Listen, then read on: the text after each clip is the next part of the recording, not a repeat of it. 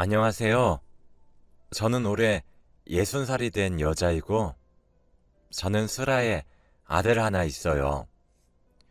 몇 달 전에 아들이 장가를 갔는데, 며느리가 저희 집에 뒤통수를 제대로 쳐서 그 이야기를 한번 풀어볼까 해요. 저희 가족은 아직 3명이서 한 집에서 사는데, 아들은 자기가 나가면 저희가 심심할 것 같다면서 자취를 하지 않아요. 아들은 좋은 직장을 다니는 것도 아니지만 그래도 자기 먹고 살 만큼 잘 벌어서 저희에게 손 한 번 벌린 적 없고 속도 썩인 적 없는 아주 착한 아들이랍니다. 하나밖에 없는 아들이 너무 바르게 자라서 항상 감사하죠. 그런데 며느리가 오고 나서 저희 집안의 분위기가 180도 변했습니다. 저는 결혼을 일찍 해서 아들이 올해 37살이에요. 그래서 그런지 생전 결혼 얘기는 한 번도 안 해본 아들이 이젠 주위에서 다 장가를 가니까 만나는 여자가 있다며 저희에게 소개를 시켜주더군요. 아들이 여자와 함께 저희 집에 들어온 건 처음이라 설레기도 해서 새벽부터 갈비찜에 잡채에 완전 잔치상을 차렸습니다. 그녀의 첫인상은 정말 착하고 순수해 보였고 며느리로 정말 삼고 싶은 완벽한 외모에다가 예의도 어찌나 바른지 오자마자 저희에게 깍듯이 인사를 하고 반찬 하나하나 먹을 때마다 리액션을 격하게 해주면서 저에게 좋은 말도 많이 해주니 오랜만에 어깨도 세워지면서 좋은 식사 자리가 되었습니다. 그 여자를 보내고 집에 앉아 있는데 아들이 저희 앞에서 무릎을 꿇고 어머니, 아버지, 저 영희와 결혼하고 싶습니다. 라고 하는 겁니다. 아들과 그 여자는 만난 지 5개월 정도밖에 되지 않아서 조금만 더 만나보고 결정해라. 결혼이 지금 당장 급해서 섣부른 판단을 하는 것일 수도 있다. 아니요. 저 영희 처음 본 순간부터 결혼하고 싶다는 생각밖에 없었고, 그리고 영희 부모님 두 분 다 돌아가셔서 혼자서 악착같이 열심히 살아온 여자예요. 그래서 이제는 마음의 짐을 같이 덜어주고 싶어요. 저희는 한 번도 들어본 적 없는 아들의 여자친구의 소식에 할 말을 잃었어요.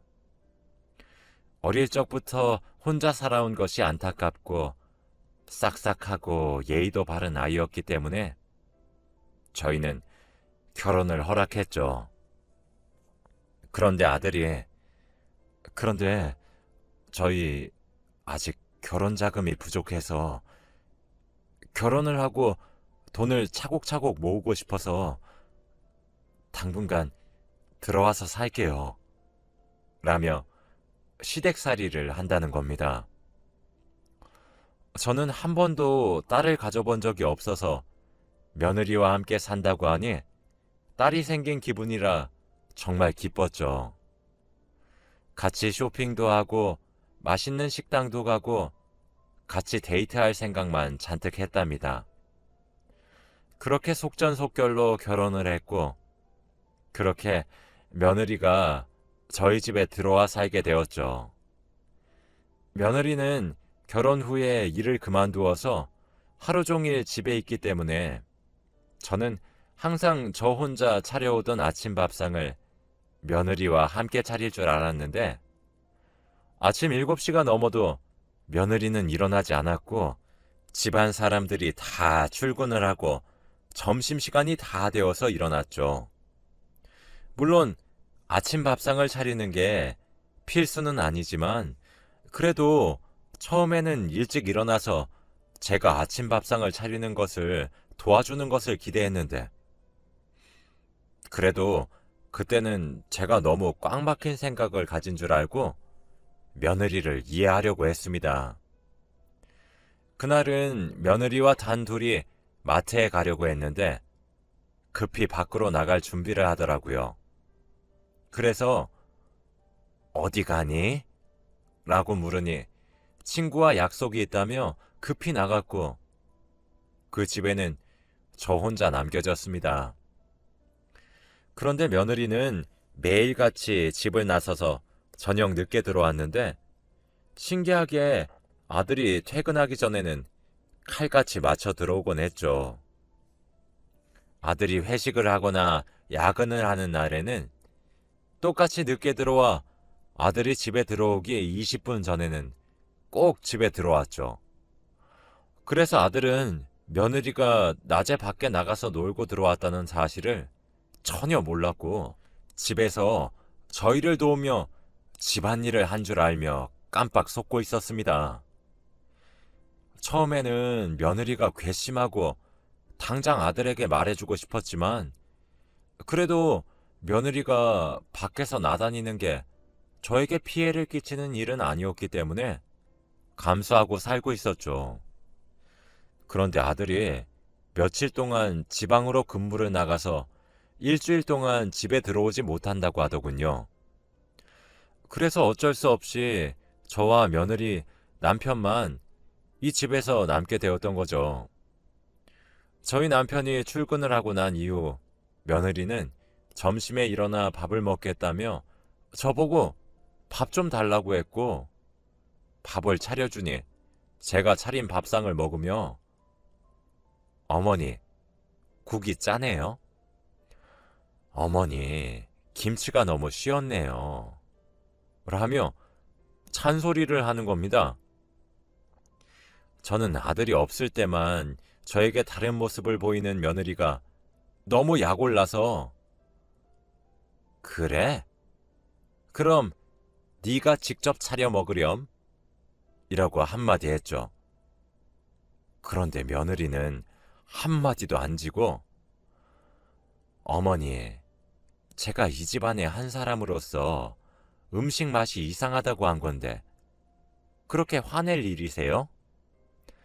그리고 어머니, 지금 나이 많이 드셔서 입맛이 예전 같지 않으실 것 같아 젊은 제가 조언 한번 해드린 것 가지고 되게 뭐라 하시네요? 어머니 혹시 갱년기세요? 라며 제 성질을 팍팍 긁더군요. 저는 한마디 하면 20마디를 하는 며느리에게 더 이상 달려들 힘이 없어서 그냥 포기하고 제 할 일을 했습니다. 그래도 저희 아들에게는 잘하는 아내겠지 싶어 꾹 참고 넘어가려고 했어요. 그냥 이 집안에서 저만 감수하면 다른 사람들 눈에는 행복한 가정처럼 보였기 때문에 저 혼자 참고 지내기로 했습니다. 그런데 어느 날 마트에 갔는데 저희 동네는 작아서 이름만 대면 동네 사람들 안부를 다 아는 정도예요. 그런데 평소와 다르게 저를 대하는 눈빛이 다른 거 있죠? 원래 친하게 지냈던 사람들도 다 저를 멀리하고 뒤에서 수군대는 겁니다. 그런데 그때 뒤에서 이라는 소리가 들리며 저를 불쌍하다는 듯 쳐다보더군요. 저는 무슨 영문인지 몰라서 저희 동네에서 가장 친한 이웃집의 오키라는 친구에게 달려갔죠. 그런데 오키는 저에게 며느리가 쏟아낸 저희 집안 이야기를 들려주었습니다. 알고 보니 며느리는 온갖 험담뿐만 아니라 말도 안 되는 거짓말까지 하고 다녀서 동네에는 저희 집안 이야기만 잔뜩이었습니다. 이때까지 며느리가 저에게 했던 만행들은 오로지 저에게만 피해가 가고 그래서 참고 지내려고 했지만 저희 남편과 아들에 대한 험담은 도저히 참을 수 없어 집으로 달려가 며느리에게 한 소리 했습니다. 그런데 그날은 주말이라 아들도 집에 있었고 남편도 집에 있었죠. 그런데 생전 처음 보는 저의 모습에 다 당황을 했고, 저는 며느리에게 이때까지 참아왔던 말들을 며느리의 얼굴에 내뱉었습니다. 그런데 원래라면 말대답을 할 며느리가 펑펑 울면서 어머니, 도대체 왜 이러세요?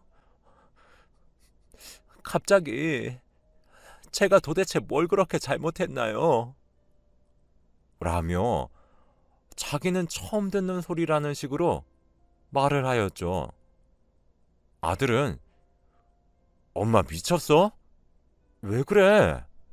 라며 의아해했고, 저는 아니, 사람들이 동네에 떠도는 헛소문을 다 얘가 퍼뜨렸다고 한다 라고 했죠.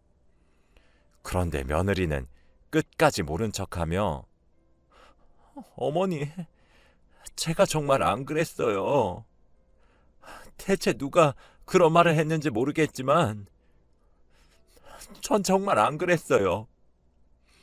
그리고 어머니, 제가 이 말까진 안 하려고 했는데 저를 왜 싫어하세요? 저는 정말 어머니와 잘 지내보려고 했는데 저를 항상 내치기만 하시고, 저번에도 밥 같이 먹으려고 했는데 저보고 직접 차려서 혼자 먹으라고 못되게 말하시고, 저는 어머니에게 며느리도 안 되는 존재예요? 라며 없는 말까지 지어낸 것도 모자라 아예 저를 나쁜 사람으로 만들더군요. 저는 어이가 없어서 아무 말도 하지 못했죠. 그런데 그 순간 며느리는 갑자기 펑펑 울다가 쓰러졌습니다. 아들과 남편은 당황을 하며 당장 침대에 눕혀 정성스럽게 간호를 했고, 아들은 저에게 다가와 어머니, 도대체 왜 그래요? 영희는 어머니와 잘 지내보려고 무슨 일이든 다 할 아이인데 제발 한 번만 가족으로 생각해 주시면 안 돼요? 영희 안 그래도 몸도 약한데 쓰러지기까지 하니. 어머니, 한 번만 영희 좀 보듬어 주세요. 라며 하나뿐인 아들마저도 자기 아내 편을 들면서 제 탓이라고 하는 게 아니겠어요. 저는 정말 화가 났고 며느리를 당장 이 집에서 쫓아내고 싶었습니다. 그렇게 며칠이 지나고 여전히 며느리는 저에게 반찬 투정을 하고 말다툼을 하는 게 일상이 되었죠. 그런데 갑자기 아들이 저에게 다가와 어머니, 영희가 집에 혼자 있고 어머니 잔소리를 받아들일 수 없다며 자기 혼자 카페를 차리고 싶다고 하네요. 그런데 저희가 아직 자금이 부족해서 그런데 혹시 조금만 빌려주실 수 있을까요? 라고 말을 하더군요. 하다 이제 돈까지 뺏어가려고 하다니. 그리고 직접 저에게 찾아와 물어보지도 않고 아들을 시켜서 이렇게 뜯어내는 모습을 보고 화가 났죠. 안 된다. 걔를 도대체 뭘 믿고 돈을 주니? 난 절대 못한다. 라고 했습니다. 그런데 그날 이후로 며느리가 계속 저에게 애교도 부리고 진정한 며느리 노릇을 하더니 초라하지만 일찍 일어나서 아침 밥상도 차리고 청소도 하며 어떻게든 카페를 차릴 비용을 마련하려는 노력을 하더군요. 그렇게 며칠이 지나고 며느리는 제 손을 잡으며 어머니, 그동안 제가 너무 심했죠? 제가 부모 없이 자라서 그동안 사랑받는 게 익숙지 못해서 항상 내치기만 했던 것 같아요. 제가 앞으로 표현도 많이 하고 어머니를 진짜 친엄마로 여기면서 딸 노릇 잘 해낼게요. 사랑해요, 어머니. 라며 저를 꼭 안아주었죠. 저는 정말 감동을 했고 눈물이 차올라 그동안 며느리가 저에게 해주었던 모진 말들이 다 진심이 아니라 자기가 살아온 환경 때문에 어쩔 수 없었다는 것이라고 생각을 하게 되었죠. 저는 며느리의 진심에 한번 마음이 흔들려 카페를 차려주기로 했지만 저도 돈이 부족한 상태라 돈을 어디서 끌어모으지 고민하고 있을 찰나에 며느리가 어머니, 저 정말 잘할 수 있어요. 믿어주세요. 라며 저에게 부탁했고 저도 진정 딸이라고 생각하면 이 정도는 기꺼이 해줄 수 있다는 생각에 큰맘 먹고 주택담보대출을 해주며 카페를 차릴 비용을 지원해 주었습니다. 며느리도 카페가 잘 되면 이 돈을 배로 갚는다고 했고 저희 집안의 행복을 위해서라면 이 정도는 거뜬히 할 수 있다고 생각했기 때문에 저는 기뻤습니다. 그런데 카페는 생각만큼 잘 되지 않았고 대출금을 갚기 위해서는 저도 일을 해야 하는 상황까지 놓이게 되었죠. 그래서 저는 어쩔 수 없이 목욕탕 청소일까지 하며 대출금을 갚는데 한몫을 하려고 노력했답니다. 그런데 대출금은 아무리 갚아도 줄어들지 않았고 며느리는 카페를 나가서 열심히 일을 하지 않는지 카페에서 번 돈으로 대출금을 갚기에는 턱도 없었습니다. 얘야, 혹시 카페 일이 잘 안 되니? 어머니, 알아서 할게요. 저도 요즘 너무 힘들어요. 라며 제 말을 듣는 둥 마는 둥 했고 그렇게 카페는 얼마 지나지 않아 문을 닫게 되었습니다. 아직 대출금이 산더미처럼 쌓여 있는데 무책임하게 카페 문을 닫는 며느리를 보며 너무 한심했고 괜히 돈을 빌려준 것 같은 생각만 들게 되었습니다. 그런데 며칠 뒤에 갑자기 어머니, 제가 옷가게를 하고 싶은데 혹시 조금 빌려주실 수 없을까요?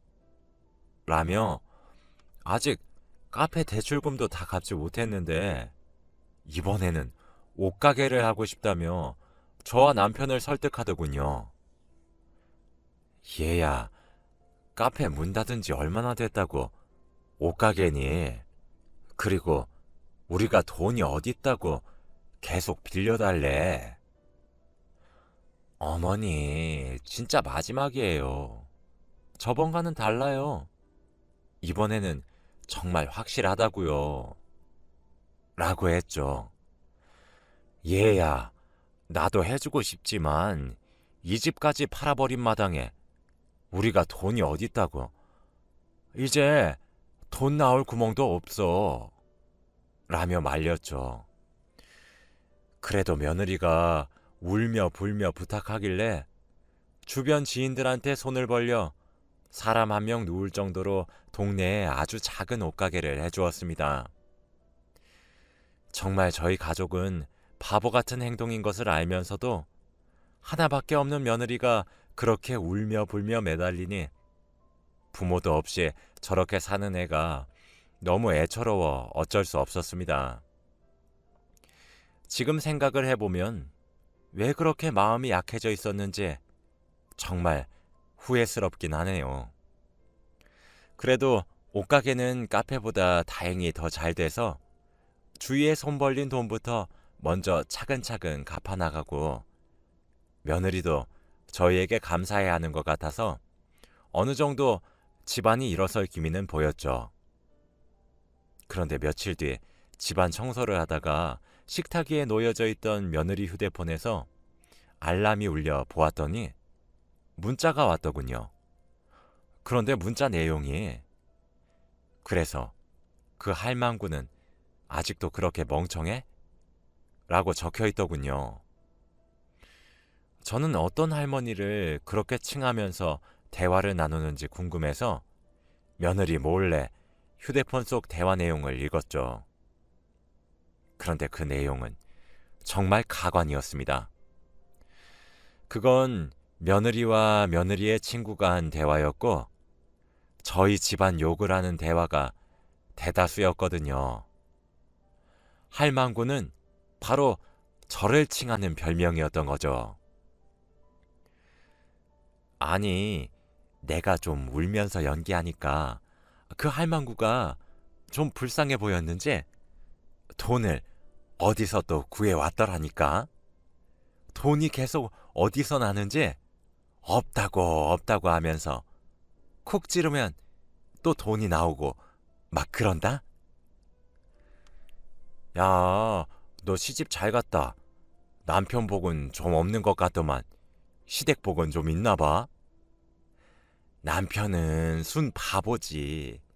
지 엄마는 다 뒷전이고 내 말만 들어주고 그리고 내가 할망구한테 못되게 군 거 다 지 아들한테 말해서는 나 완전 몰아세우고 그래서 내가 저번에는 쓰러진 척까지 했다니까. 그러니까 남편이 달려와서는 지네 엄마한테 화내고 진짜 집안 꼴 잘 돌아간다. 진짜 예전부터 거짓말 하나는 기가 막히게 잘했다니까.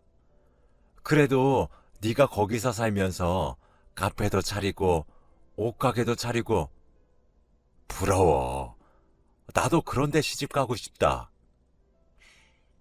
여기 사람들 다 바보라서 내 손바닥 위에 있거든.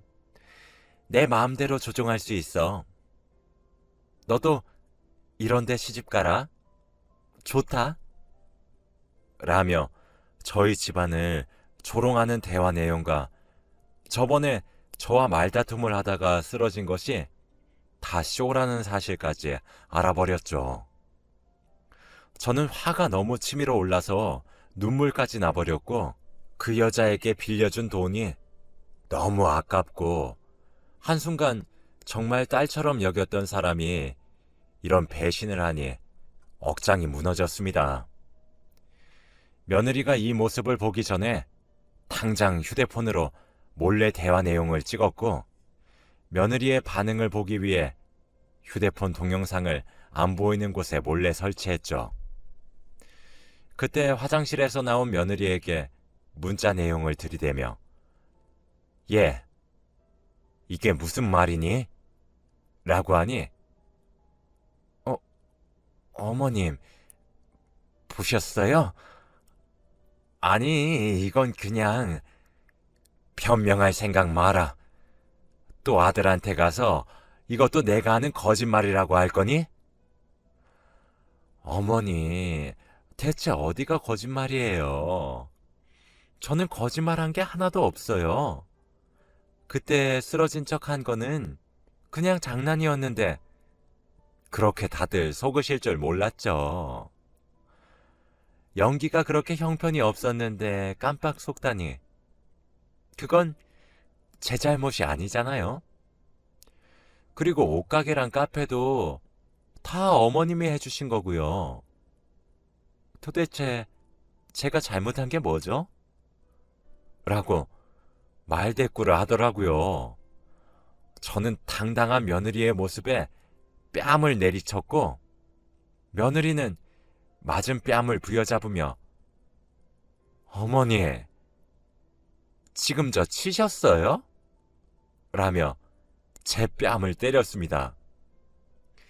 저는 생전 태어나서 처음 맞아보는 뺨에 할 말을 잃었고 그리고 그 뺨을 저보다 한참 어린 며느리에게서 맞게 되다니 너무 자존심이 상했어요. 저는 뺨을 부여잡고 땅바닥을 한참을 내려다봤죠. 그런데 그때 아들이 집에 왔는데 제가 뺨을 부여잡고 있는 모습을 보고 아들은 처음으로 제 편을 들어주며 당신 미쳤어? 설마 어머니 뺨을 때린 건 아니지? 여보, 나 절대 아니야. 내 말 믿어줘. 어머니 지금 연기하는 거라니까. 어머니, 무슨 말이라도 해보세요. 네? 저는 겨우 정신을 차리고 며느리의 말을 들었죠. 어머니가 갑자기 내 뺨을 때렸어. 그리고 내가 왜 때리냐고 했고, 여보가 집에 들어오니까 갑자기 이렇게 자기가 맞은 척하고 있는 거라니까. 요즘 어머니 이상해. 정상이 아니라고. 여보, 빨리 요양원에 보내자, 응? 저는 며느리의 말에 어처구니가 없어서 곧장 몰래 녹화하고 있던 휴대폰을 찾아서 동영상을 아들과 며느리에게 보여주었고, 며느리의 표정은 사색이 되었어요. 한동안 정적이 흘렀죠. 아들에게 휴대폰에 찍어두었던 대화 내용도 다 보여주었고요. 아들은 한동안 말이 없더니 며느리 보고 당장 이 집에서 나가, 이 한마디만 했습니다. 아들이 한 번도 화내는 모습을 본 적이 없는데 믿었던 아내에게 이렇게 당하니 정말 화가 치밀어 올랐던 것 같군요. 그렇게 며느리는 도망치듯 집을 뛰쳐나갔고, 저희는 경찰서에 신고란 신고는 다 했고, 온갖 죄목은 물론, 그리고 이혼까지 물론 처리했습니다. 그렇게 뺏어올 수 있는 돈은 다 뺏어왔고, 그렇게 며느리는 다시는 저희 눈에 띄지 않게 되었죠. 저희는 돈을 며느리에게서 다 빼앗았지만 그래도 마음이 편하지는 않았죠. 그렇게 믿었던 사람이 뒤통수를 치니 앞으로 사람을 어떻게 믿어야 할지 도무지 모르겠습니다. 제 사연은 여기까지입니다.